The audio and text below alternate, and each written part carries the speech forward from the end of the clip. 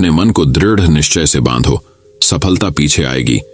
ऐसा गौतम बुद्ध ने कई सालों पहले अपने शिष्यों से क्यों कहा था? इसके पीछे का रहस्य क्या है? आज इसी रहस्य को हम गौतम बुद्ध की कहानियों के माध्यम से जानेंगे। तो बिना देर किए चलिए वीडियो की शुरुआत करते हैं। पहली कहानी, महात्मा बुद्ध और भिखारी। ये शिक्षाप्रद कहानी है, हमेशा दुखी रहने वाले। एक बार जरूर सुने। ये कहानी है गौतम बुद्ध और एक दुखी भिखारी के बीच की है, जिससे जीवन का बहुत अच्छा ज्ञान मिलता है। एक बार महात्मा बुद्ध एक गांव में अपने शिष्यों सहित घने पेड़ की छांव के नीचे बैठते। आसपास के गांव के बहुत से लोग अपनी अपनी मानसिक परेशानियां लेकर महात्मा बुद्ध के पास आ रहे थे। महात्मा बुद्ध उन सब की मानसिक परेशानियों का समाधान देते। सब लोग खुशी खुशी अपनी समस्याओं का समाधान पाकर वहां से लौट रहे थे।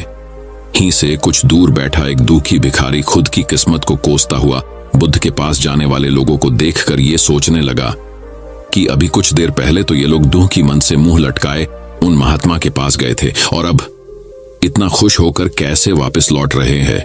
आखिर माजरा क्या है? जरा मैं भी जाकर देखूं कि वो महात्मा ऐसा कौन सा खजाना बांट रहा है इन लोगों को, जो इनके चेहरे खुशी से लाल हो गए। जब वो दुखी भिखारी कुछ नजदीक गया तो उसने देखा कि ये महात्मा तो लोगों को प्रवचन देकर लोगों के दुहक का निवारण कर रहे हैं। ये देखकर भिखारी के मन में भी तीव्र इच्छा हुई कि क्यों ना मैं भी अपना दुख इन महात्मा को बता दूं, मुझे भी अपने दुहक का समाधान अवश्य मिलेगा। बस फिर क्या था, समाधान पाने की लालसा लिए भिखारी महात्मा बुद्ध के सामने पनहुचा और हाथ जोड़कर प्रणाम करते हुए बोला, हे महात्मा बुद्ध, मैं भी लोगों की मदद करना चाहता हूं। मेरी बहुत इच्छा है कि मैं लोगों की मदद करूं, लेकिन मैं मदद कैसे करूं?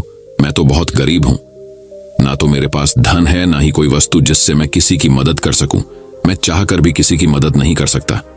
मुझे भगवान ने इतना गरीब क्यों बनाया? हे महात्मा, मुझ पर कुछ कृपा करो। इतना बोलते हुए भिखारी रोने लगा। महात्मा बुद्ध बोले, तुम बहुत अज्ञानी हो, क्योंकि तुम अब तक इस भ्रम में जी रहे हो कि तुम्हारे पास कुछ नहीं, जबकि दूसरों को कुछ देने के लिए तुम्हारे पास बहुत कुछ है। तुम बिना धन और वस्तु के भी दूसरों की मदद कर सकते हो। तुम्हारे पास जुबान है, जिससे तुम मीठे शब्द बोलकर किसी के दुखी चेहरे पर मुस्कान ला सकते हो। इन्हीं शब्दों की ताकत से तुम किसी के भी टूटते हौसलों को फिर से मजबूत कर सकते हो। इन्हीं शब्दों की ताकत से तुम किसी के भी मन में सकारात्मक विचारधारा के बीज बोकर उसको गलत रास्ते पर जाने से रोक सकते हो। तुम्हारे पास 2 हाथ है, जिससे तुम किसी भी कमजोर और लाचार की मदद कर सकते हो। तुम्हारे पास 2 आंखें हैं, जिससे तुम किसी अंधे को रास्ता दिखा सकते हो। तुम किसी के लिए दुआ कर सकते हो सकता है तुम्हारी दुआ से किसी के बिगड़े काम फिर से बन जाए। तुम किसी की अच्छी सेहत की कामना कर सकते हो, लेकिन अज्ञानतावश तुम अब तक इस बात को समझ नहीं पाए और इस भ्रम में अब तक जीते रहे कि तुम्हारे पास मदद करने के लिए कुछ नहीं। किसी की मदद करने के लिए धन और वस्तु का होना अनिवार्य नहीं है। बिना धन और वस्तु के भी हम कई प्रकार से लोगों की मदद कर सकते हैं। महात्मा बुद्ध के ज्ञान भरे इन सुंदर वचनों को सुन भिखारी के चेहरे पर मुस्कान आ गई और वो खुशी से झूमता हुआ वहां से चला गया। तो दोस्तों, इस कहानी से हमने क्या सीखा? महात्मा बुद्ध के इन बातों से कितना सुंदर ज्ञान जानने को मिला। आज के समय में ऐसे ही बहुत से लोग हैं जो यही सोच सोच कर दुखी होते रहते हैं कि मेरे पास ये नहीं वो नहीं, बल्कि जो है उसी में संतोष करना सीखो और बिना किसी मतलब के लोगों की मदद करो। इन्हीं से आपको परम सुख की प्राप्ति होगी। तो दोस्तों, ये आपको कैसी लगी जरूर बताना। तो दोस्तों, चलिए बढ़ते हैं हमारी दूसरी कहानी की तरफ। दूसरी कहानी, भिक्षु का खजाना। नमस्कार दोस्तों, स्वागत है आज आपका एक और नई कहानी भिक्षु का खजाना में। यदि आप एक तनाव रहित जीवन जी रहे हो, कितने भी विचार आपको परेशान कर रहे हैं, तो यह कहानी आपके इन तमाम दुखों का निवारण कर सकती है। एक बार एक राज्य के राजा ने अपने महल में एक बौद्ध भिक्षु को बुलाया। राजा ने भिक्षु से कहा, अगर आपसे मैं कुछ मांगूंगा तो क्या आप मुझे देंगे? बौद्ध भिक्षु ने कहा, जरूर, बताइए क्या चाहिए आपको? राजा ने कहा, क्या आप मुझे अपना यह भिक्षा पात्र दे सकते हैं? बौद्ध भिक्षु ने बिना कोई प्रश्न किए अपना भिक्षा पात्र राजा को दे दिया। अब सिर्फ तन पर कपड़े के अलावा सांसारिक वस्तु के नाम पर कुछ भी शेष नहीं था भिक्षु के पास। राजा ने बदले में बौद्ध भिक्षु को एक बड्ढा सा सोने का कटोरा दे दिया जिसमें चारों तरह मोती जड्डे हुए थे। बौद्ध भिक्षु ने उस कटोरे को हाथ में लिया और जंगल में बनी अपनी कुटिया की तरफ चलने लगे। वे रास्ते से गुजर ही रहे थे कि एक चोर ने उनके हाथ में वो कीमती सोने का कटोरा देख लिया। चोर उस कटोरे को चुराने के मन से बौद्ध भिक्षु का पीछा करता रहा। बौद्ध भिक्षु ने महसूस कर दिया था कि एक चोर उनका पीछा कर रहा है। उन्होंने सोचा कि सोने के कटोरे की वजह से ये चोर उनकी मानसिक शांति को खराब कर सकता है और उस चोर को इस कटोरे को चुराने के लिए बहुत मेहनत भी करनी पड़ेगी, इसलिए ये कटोरा उस चोर को ही दे देना उचित होगा। फिर जब वो भिक्षु अपनी कुटिया के द्वार पर पहुंचे तो उस सोने के कटोरे को कुटिया के बाहर ही फेंक कर अपनी कुटिया में चले गए। चोर एक पेड़ के पीछे छिपा ये सब कुछ देख रहा था। चोर ने जब देखा कि भिक्षु सोने का पात्र बाहर ही फेंक कर कुटिया में चला गया तो उसने सोचा कि जरूर उस भिक्षु ने कुटिया में इससे भी ज्यादा बहुत सी बहुमूल्य वस्तुएं व धन छुपा कर रखे होंगे, इसीलिए वो इसे बाहर ही फेंक कर अंदर चला गया। यह सोचकर वो चोर कुटिया के अंदर जाने का प्रयास करता है। कुटिया के अंदर वो बौद्ध भिक्षु ध्यान में पूरी तरह लीन होते हैं। चोर दबे पांव कुटिया के अंदर प्रवेश करता है और चारों तरफ नजरें घुमाकर देखने लगता है, लेकिन कुटिया तो पूरी तरह से खाली थी। चोर को कुटिया में कोई भी बहुमूल्य धातु खजाना नजर नहीं आ रहा था। यह सोचकर वो चोर और भी ज्यादा आश्चर्यचकित रह जाता है। चोर मन ही मन सोचने लगता है कि जब इस भिक्षु के पास कुछ भी नहीं है तो उसने उस सोने के कटोरे को कुटिया के बाहर ही क्यों फेंक दिया। फिर उसने खुद से कहा, इससे मुझे क्या, इस साधु के पास कुछ हो ना हो, मुझे तो उस कटोरे को लेकर यहां से निकल लेना चाहिए। चोर कुटिया के बाहर जाकर उस कटोरे को उठाने लगता है कि तभी उसके मन में वही प्रश्न उठता है कि आखिर उस भिक्षु के पास ऐसा क्या है कि उसे इस सोने के कटोरे की परवाह नहीं। उसके अंदर इस प्रश्न का जवाब जानने की जिज्ञासा बढ़ती जा रही थी, इसलिए वो फिर से कुटिया के अंदर जाता है और जाकर बौद्ध भिक्षु के पास बैठकर उनकी आंखें खुलने का इंतजार करने लगता है। थोड़ी देर बाद जब बौद्ध भिक्षु अपनी आंखें खोलते हैं तो वो उसी चोर को अपने सामने बैठा देखते हैं जो उनका पीछा कर रहा था। भिक्षु उस चोर को देखकर मुस्कुराते हैं और कहते हैं कि तुम आ गए। चोर ने कहा, महाराज, मैंने आपका बहुत दूर से इस कुटिया तक पीछा किया। मैं बस ये जानना चाहता हूं कि आपने उस सोने के कटोरे को कुटिया के बाहर ही क्यों फेंक दिया। आखिर आपके पास ऐसा कौन सा धन है जो उस मोतियों से जड्ढे कीमती सोने के कटोरे से भी ज्यादा बहुमूल्य है। यह सुन वो बौद्ध भिक्षु मुस्कुराए और बोले, मेरे दोस्त, मेरे पास एक ऐसा खजाना है जिसे तुम देख नहीं सकते। चोर ने फिर से जिज्ञासा भरे मन से पूछा, क्या खजाना? ऐसा कौन सा खजाना है वो, मुझे बताओ। भिक्षु बोले, मेरे पास ध्यान का खजाना है जिसके सामने दुनिया की सारी दौलत भी फीकी है। यह सुन वो चोर बौद्ध भिक्षु के पैर पकड़ लेता है और कहता है, महाराज, हो सके तो मुझे माफ कर दें। मैं एक लुटेरा हूं और मैं यहां आपको लूटने के उद्देश्य से ही यहां आया था, लेकिन आप तो एक संत आदमी निकले। आपसे मुझे इस दुनिया की कोई धन दौलत नहीं चाहिए। क्या आप मुझे अपने ध्यान के खजाने से एक छोटा सा हिस्सा दे सकते हो ताकि मैं भी आपकी तरह शांति को प्राप्त हो सकूं? बौद्ध भिक्षु बोले, हाँ, क्यों नहीं। अगर तुम चाहो तो तुम भी मेरी तरह ध्यान के माध्यम से सुकून, संतुष्टि और शांति रूपी खजाने को प्राप्त कर सकते हो। इसके लिए तुम्हें ध्यान लगाना सीखना होगा। ध्यान में बहुत ताकत होती है। यह ऊर्जा को स्थानांतरित कर मन को स्थिर करता है, बेवजह के विचारों को खत्म कर लालसा को समाप्त करता है, और जब लालसा नहीं रहती तो मन से बेवजह के विचार समाप्त हो जाते हैं। मन परम शांति को प्राप्त होता है और अद्भुत सुकून का एहसास कर जीवन का आनंद लेता है। ध्यान करने के लिए तुम्हें एक शांत, सुरक्षित और आरामदायक स्थान का चुनाव करना होगा। फिर वहां जमीन पर एक चटाई बिछाकर उस पर चौकट ढी मारकर बैठ जाना है।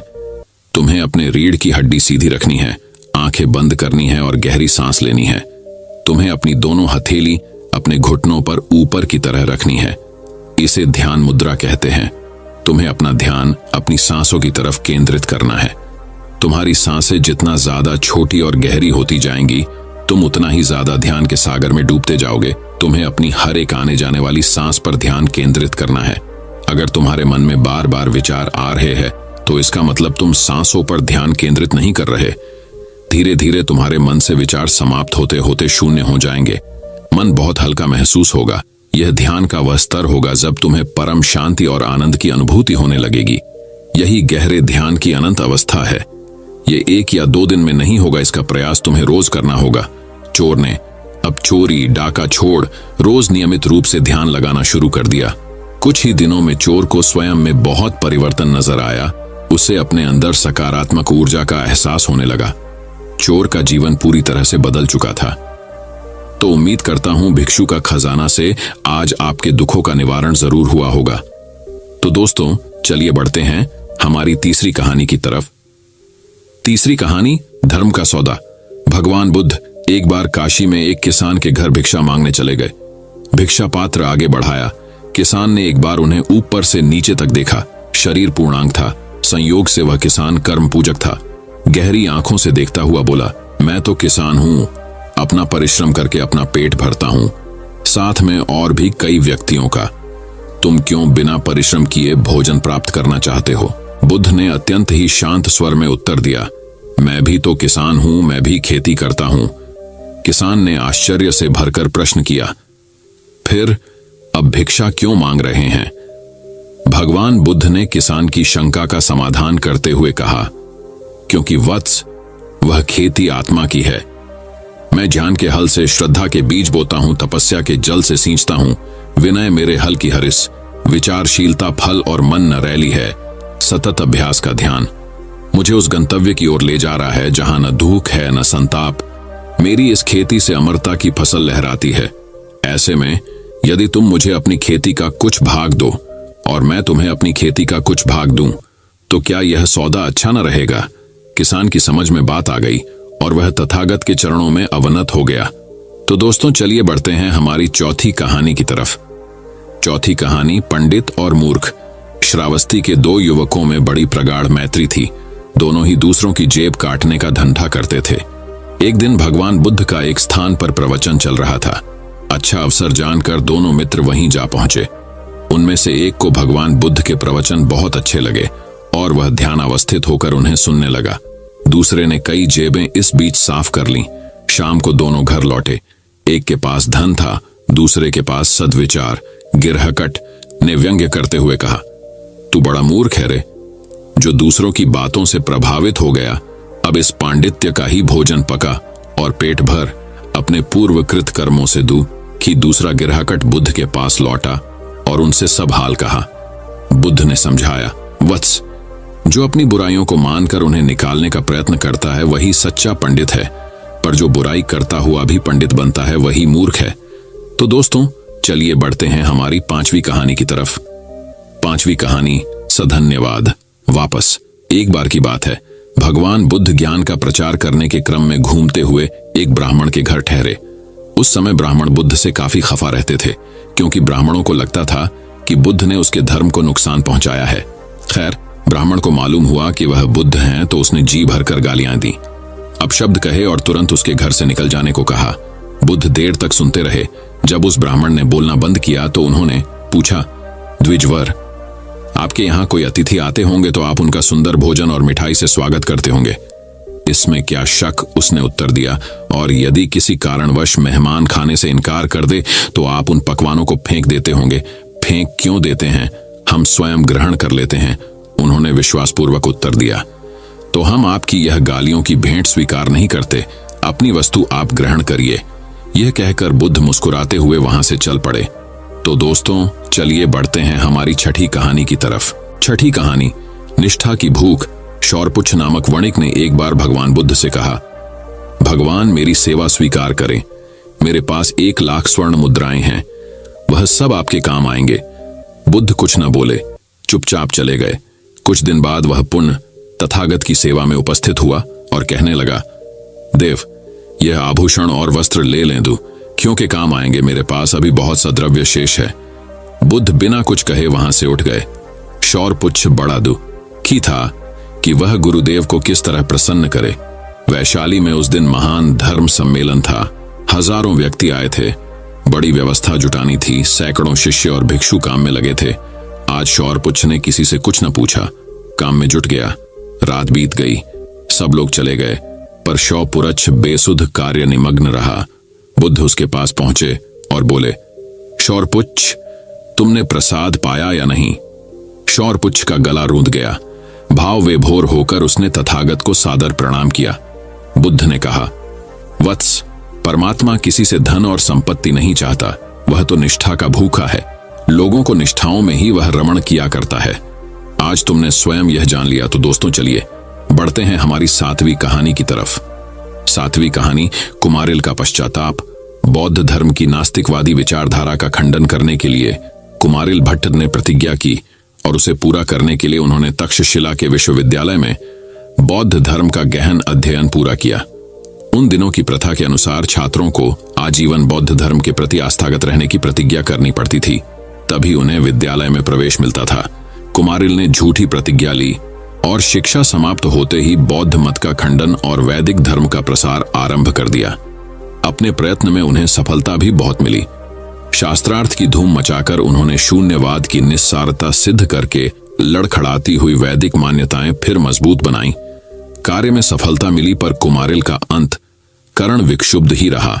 गुरु के सामने की हुई प्रतिज्ञा एवं उन्हें दिलाए हुए विश्वास का घात करने के पाप से उनकी आत्मा हर घड़ी दुखी रहने लगी। अंत में उन्होंने इस पाप का प्रायश्चित करने के लिए अग्नि में जीवित जल जाने का निश्चय किया। इस प्रायश्चित के करुण दृश्य को देखने देश भर के अगणित विद्वान पहुंचे। उन्हीं में आदि शंकराचार्य भी थे। उन्होंने कुमारिल को प्रायश्चित न करने के लिए समझाते हुए कहा, आपने तो जनहित के लिए वैसा किया था, फिर प्रायश्चित क्यों करें? इस पर कुमारिल ने कहा, अच्छा काम भी अच्छे मार्ग से ही किया जाना चाहिए। कुमार्ग पर चलकर श्रेष्ठ काम करने की परंपरा गलत है। मैंने आपत्ति धर्म के रूप में वह छल किया, पर उसकी परंपरा आरंभ नहीं करना चाहता। दूसरे लोग मेरा अनुकरण करते हुए अनैतिक मार्ग पर चलते हुए अच्छे उद्देश्य के लिए प्रयत्न करने लगे, तो इससे धर्म और सदाचार ही नष्ट होगा और तब प्राप्त हुए लाभ का कोई मूल्य न रह जाएगा। अतएव सदाचार की सर्वोत्कृष्टता प्रतिपादित करने के लिए मेरा प्रायश्चित करना ही उचित है। कुमारिल प्रायश्चित की अग्नि में जल गए। उनकी प्रतिपादित आस्था सदा अमर रहेगी। तो दोस्तों चलिए बढ़ते हैं हमारी 8वीं कहानी की तरफ। 8वीं कहानी, जन्म से सब शूद्र ही होते हैं। भगवान बुद्ध अनाथ पिंडक के जैतवन में ग्रामवासियों को उपदेश कर रहे थे। शिष्य अनाथ पिंडक भी समीप ही बैठा धर्म चर्चा का लाभ ले रहा था। तभी सामने से महाकाश्यप, सारिपुत्र, चुंद और देवदत्त आदि आते हुए दिखाई दिए। उन्हें देखते ही बुद्ध ने कहा, वत्स उठो, यह ब्राह्मण मंडली आ रही है, उसके लिए योग्य आसन का प्रबंध करो। अनाथ पिंडक ने आयुष्मानों की ओर दृष्टि दौड़ाई, फिर साश्चर्य कहा, भगवान आप संभवतः इन्हें जानते नहीं। ब्राह्मण तो इनमें कोई एक ही है, शेष कोई क्षत्रिय, कोई वैश्य और कोई अस्पृश्य भील है। गौतम बुद्ध अनाथ पिंडक के वचन सुनकर हंसे और बोले, तात, जाति जन्म से नहीं, गुण, कर्म और स्वभाव से पहचानी जाती है। श्रेष्ठ रागरहित, धर्मपरायण, संयमी और सेवाभावी होने के कारण ही इन्हें मैंने ब्राह्मण कहा है। ऐसे पुरुष को तू निश्चय ही ब्राह्मण मान। जन्म से तो सभी जीव शूद्र होते हैं। तो दोस्तों चलिए बढ़ते हैं हमारी 9वीं रहस्यमयी कहानी की तरफ। 9वीं कहानी, सुजाता की खीर और बुद्ध का आत्म साक्षात्कार। सुजाता ने खीर दी। बुद्ध ने उसे ग्रहण कर परम संतोष का अनुभव किया। उस दिन उनकी जो समाधि लगी तो फिर 7वें दिन जाकर टूटी। जब वे उठे उन्हें आत्म साक्षात्कार हो चुका था। निरंजरा नदी के तट पर प्रसन्न मुख आसीन भगवान बुद्ध को देखने गई। सुजाता बड़ी विस्मित हो रही थी कि यह 7 दिन तक एक ही आसन पर कैसे बैठे रहे। तभी सामने से एक शव लिए जाते हुए कुछ व्यक्ति दिखाई दिए। उस शव को देखते ही भगवान बुद्ध हंसने लगे। सुजाता ने प्रश्न किया, योगीराज, कल तक तो आप शव देखकर दुखी हो जाते थे, आज वह दुख कहां चला गया? भगवान बुद्ध ने कहा, बालिके, सुख दुख मनुष्य की कल्पना मात्र है। कल तक जड़ वस्तुओं में आसक्ति होने के कारण यह भय था कि कहीं वह न छूट जाए, वह न बिछुड़ जाए। यह भय ही दुहक का कारण था। आज मैंने जान लिया कि जो जड़ है उसका तो गुण ही परिवर्तन है, पर जिसके लिए दुहक करते हैं वह तो न परिवर्तनशील है न नाशवान। अब तू ही बता, जो सनातन वस्तु पाले उसे नाशवान वस्तुओं का क्या दुहक?